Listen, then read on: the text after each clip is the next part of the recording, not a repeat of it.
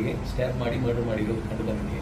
ಇವತ್ತಿನ ದಿವಸ ಬೆಳಗ್ಗೆ ಸುಮಾರು 6:30 ಅಥವಾ ಅದಕ್ಕೆ ಮೊದಲೇ ಆಗಿರಬಹುದು ಎಂದು ನಮಗೆ ಇವತ್ತಿನ ದಿವಸ ಬೆಳಗ್ಗೆ ಮಣಿಪಾಲ್ ಪೊಲೀಸ್ ಸ್ಟೇಷನ್ ವ್ಯಾಪ್ತಿನಲ್ಲಿ ಒಂದು ಕೊಲೆ ಪ್ರಕರಣ ದಾಖಲಾಗಿದೆ.